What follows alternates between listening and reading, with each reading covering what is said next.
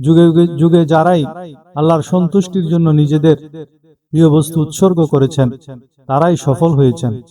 আল্লাহ তাআলা পবিত্র কোরআনের সূরা হাশরের 9 নম্বর আয়াতে ইরশাদ করেন, ওয়ায়ুসিরুনা আলা আনফুসিহিম ওয়ালাউ কানা বিহিম হাসাসা, অর্থাৎ তারা নিজেরা অভাবগ্রস্ত হলেও অন্যদেরকে নিজেদের উপর প্রাধান্য দিত।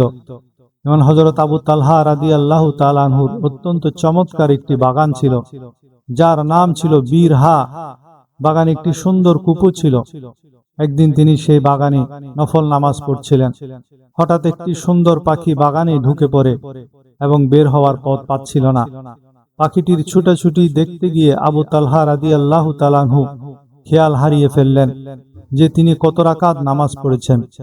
নামাজ শেষে তিনি সরাসরি রাসূলুল্লাহ সাল্লাল্লাহু আলাইহি ওয়াসাল্লামের দরবারে হাজির হয়ে বললেন, ইয়া রাসূলুল্লাহ, এই বাগান আজ আমার নামাজের মনোযোগ নষ্টের কারণ হয়েছে, তাই আমি এই কোটি টাকার বাগানটি আল্লাহর ওয়াস্তে সদকা করে দিলাম। আপনি যেভাবে ইচ্ছা এটি ভালো কাজে ব্যবহার করুন। একবার চিন্তা করে দেখুন, ইবাদতে সামান্য বিঘ্ন ঘটায় তিনি তার সবচেয়ে প্রিয় সম্পত্তি দান করে দিলেন। সূরা ফুরকানের 63 থেকে 77 নম্বর আয়াতে আল্লাহ তাআলা নিজের খাঁটি বান্দাদের 12টি গুণের কথা বলেছেন। নাম্বার 1, পৃথিবীতে তারা বিনয়ের সাথে চলাফেরা করবে। নাম্বার 2, মূর্খ বা অজ্ঞ লোকদের সাথে তর্কে না জড়িয়ে শান্তভাবে সালাম দিয়ে এড়িয়ে যাওয়া। নাম্বার 3, রাতের কিছু অংশ সেজদায় ও দাঁড়িয়ে ইবাদতে কাটিয়ে দেওয়া। নাম্বার 4, জাহান্নামের শাস্তি থেকে বাঁচার জন্য আল্লাহর কাছে বেকুল হয়ে দোয়া করা। নাম্বার 5, খরচের ক্ষেত্রে অপচয় ও কৃপণতা পরিহার করে ভারসাম্য বজায় রাখা। নাম্বার 6, আল্লাহর সাথে কাউকে শরীক না করা। নাম্বার 7, অন্যায়ভাবে কাউকে হত্যা না করা।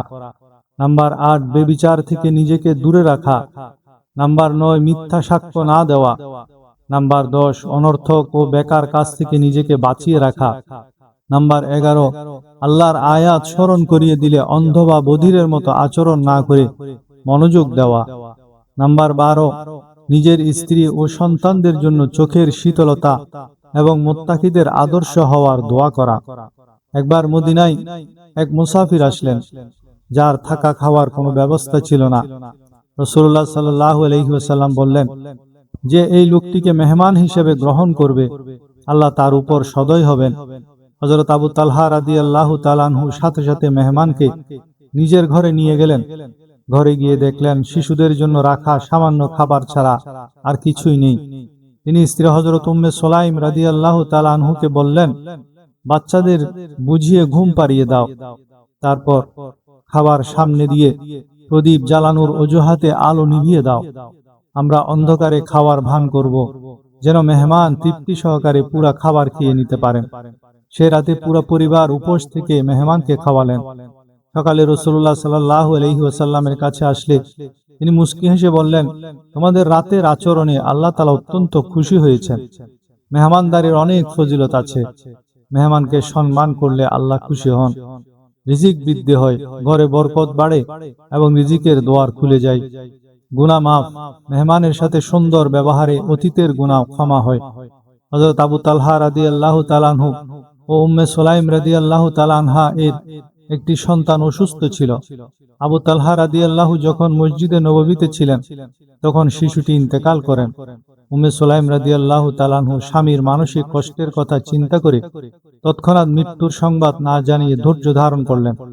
রাতে হযরত আবু তালহা রাদিয়াল্লাহু তাআলা আনহু ঘরে ফিরলে স্ত্রী উম্মে সুলাইম স্বামীকে খেদমত করলেন।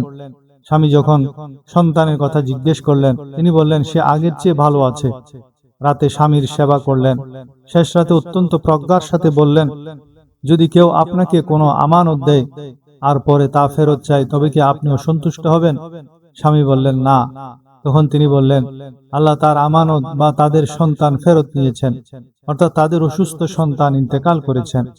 পরদিন সকালে রাসূলুল্লাহ সাল্লাল্লাহু আলাইহি ওয়াসাল্লাম ঘটনা শুনে তাদের জন্য দোয়া করলেন, আল্লাহ তোমাদের গত রাতে বরকত দান করুন।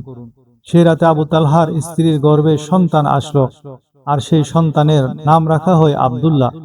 আর এই আব্দুল্লাহর মাধ্যমে পরবর্তীতে তাদের বংশধারায় অসংখ্য বড় বড় আলেম ও বুজুর্গের জন্ম হয়। সুবহানাল্লাহ। এই আবু তালহার আরো একটি ফজিলত ছিল, তিনি মহানবীর কবর খনন করেছেন। রাসূলুল্লাহ সাল্লাল্লাহু আলাইহি ওয়াসাল্লামের ইন্তেকালের পর কবর খননের পদ্ধতি নিয়ে মতভেদ দেখা দিলে সিদ্ধান্ত হয় যে হযরত আবু উবাইদা রাদিয়াল্লাহু তাআলা আনহু এবং হযরত আবু তালহা রাদিয়াল্লাহু তাআলা আনহুর মধ্যে যিনি আগে আসবেন তার পদ্ধতি গ্রহণ করা হবে। পরবর্তীতে আবু তালহা রাদিয়াল্লাহু তাআলা আনহু আগে পৌঁছানো মদিনাবাসীদের লাহাদ বা বগলি পদ্ধতিতে মহানবী সাল্লাল্লাহু আলাইহি ওয়াসাল্লামের কবর শরীফ খননের সৌভাগ্য লাভ করেন। সুন্নাহসম্মত কবর মূলত দুই ধরনের, একটি হলো লাহাদ বা বগলি কবর, কিবলার দিকের দেওয়ালে ভেতরে গর্ত করে লাশ রাখা, যা শক্ত মাটির জন্য সুন্নত, এবং 2 নম্বর হলো শক বা সিন্দুকি কবর, কবরের মাঝ বরাবর নিচে ছোট্ট গর্ত করে লাশ রাখা, যা ধসে পড়ার ঝুঁকিপূর্ণ নরম মাটির জন্য প্রযোজ্য।